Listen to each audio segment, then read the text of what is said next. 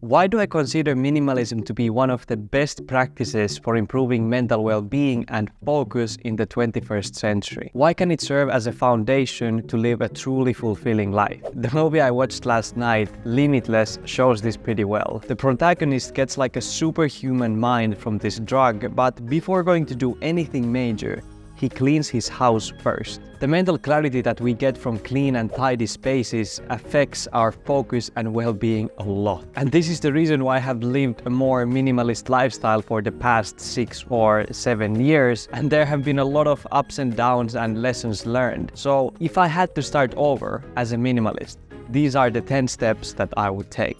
1. Define your why. It's super important before you start to do anything to understand why do you want to live more minimalist lifestyle in the first place. Doing this, it makes the rest of the steps so much easier, because you also have to understand that minimalism comes with a cost or a sacrifice, so to say. You cannot just keep everything that you have now and be a minimalist. Things have to be let go. And I kind of skipped this step as well. I jumped straight into the next steps, and I mean that created some friction, so to say, like it made them just harder to do. If you want to start minimalism just because people are talking about it online and it seems cool, maybe you need to dive a little bit deeper into this first step.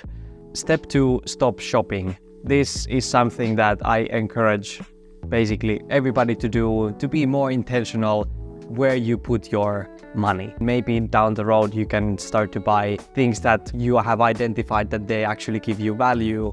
But if you don't stop shopping completely, it's gonna be very long road ahead of you. So all this thing is kind of starting already the mindset shift, that you stop buying more things and maybe focus on buying experiences if you wanna use your money to something. And this actually was quite easy for me because I was thinking about the environmental impact of each purchase that I made. So I took this frugal living mindset from the start, and I think that that has paid off really well. Step 3, environment evaluation. So think, where do you currently stand? And maybe don't just think, you can also physically assess it. So go around your home, see how things look like. Are you satisfied with them or not?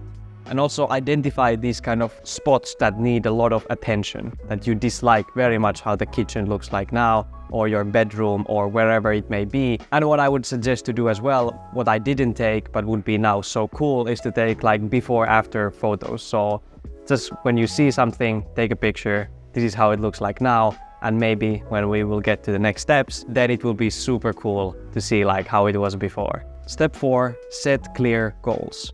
So based on this assessment that you did, think about how decluttering or simplifying, having a more minimalist approach here could help you to achieve whatever you want to achieve. And make these goals like specific, that you can also measure them. And remember to start small, not make these crazy grand goals that you have like 48 hours to get rid of everything in your home. It's just too much at once. And then break these goals down into smaller milestones. It could be clutter-free kitchen by the end of the month. That could be, for example, a goal or milestone that you can set for yourself. And you don't have to have everything ready, like all the goals listed down before you can start actually doing something.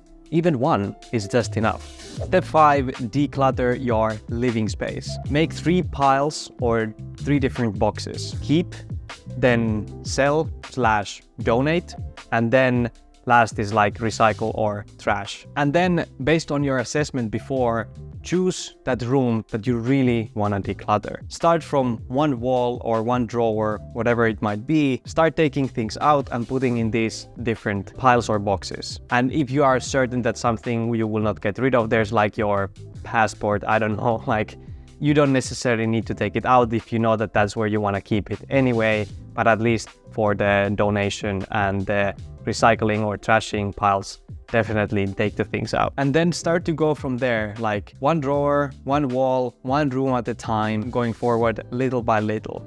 And I have to admit, this could take weeks or even months. Some people might be able to do this in like a weekend or a week, but for example, my grandfather, who has lived in the same place since 1970s, it has taken more than 2 years to get rid of the stuff, to declutter his place. because there's just so much stuff also from the past generations that he just took. And that's actually one of the main points that I wanted to make in this video. If you have something that doesn't belong to you, it's from a friend or family members, you might have to do some not really hard, but at least not easy conversation with them, like, hey, I have this, I don't need it anymore.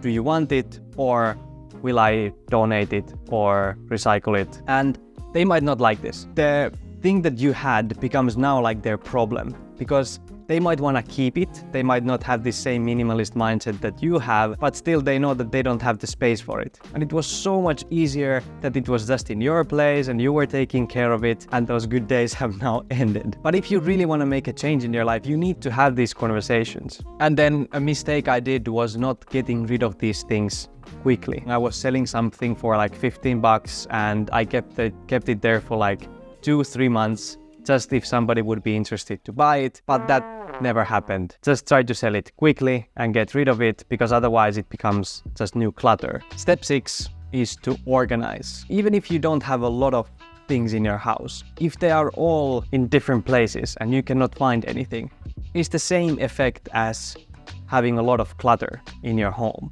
Because the main point is that you can easily find something and you know where they are, but if you don't know, it's so frustrating. And all those progress about focus and mental clarity and feeling more peaceful in your living space is gone. Make sure to organize especially similar things in the same place so that you can find it. Step 7 is to start asking constantly, do I really need this? And for me at least, this was so hard at the start. It takes so much like mental energy and willpower to constantly like question yourself and your own choices. But I have to admit, doing this has saved me thousands, if we want to talk about like money saved. And talking about like clarity, focus, I cannot even start to think about it. It's priceless. When I just thought like, hey, that would be so nice to get, before I would just buy it. But now I'm like, no, let's think about it first. Do I really need this now? Do I really need it from 1 year from now, 10 years from now? Is it really worth it? And this is an excellent way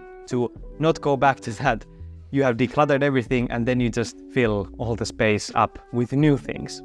Then everything that you did was in vain. And at some point like now, for me, it's very automatic already, but at the start you need to train yourself to do this. Step 8 is to start like a capsule wardrobe, or what I call a box of judgment. I did this experiment, maybe it was like 2 years ago, cannot remember exactly, but I got this box, put the clothes there for 6 months, something like that. Anyway, like long time. And then after that time, I took it out and I needed to assess, like, did I really need these clothes? How do I feel about them now? That helped kind of to know, do I really value these things or not? Can I get rid of them and still live a happy life, or do I actually need them? And I filmed all this process as well, so if you wanna check out the video, you can click here and watch it after this video. Step 9 is to start applying minimalism to other areas of life step by step. So I'm currently like doing digital minimalism, unsubscribing from newsletters and organizing things on my computer and all that. So I'm kind of in this phase currently, but it can be also like time management. You want to simplify that, or your diet. Minimalism isn't just